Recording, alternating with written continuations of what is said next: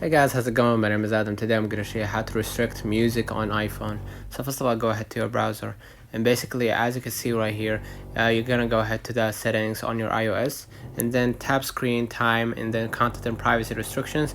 Tap the switch next to the content and privacy restrictions to activate the Apple's media restrictions settings, and then tap content restrictions. So I'm going to go ahead and go to my settings, and then go ahead to the screen time, and then go ahead to the content and privacy restrictions, and basically right here you're going to be able to see, make sure that you color this one green, and basically you're going to see the allowed apps right here, and basically you're going to see the Apple Music appearing in front of you, and then you're going to be able to allow or not allow music to have restrictions. All right, and if you went right here to the store, and here you're going to be able to see music profiles right here, and toggle this one off if you want to, and music videos as well, music podcasts. If you want it to be explicit or clean, you can just go ahead and make it the way you want. So let me know in the comments if this video helped you.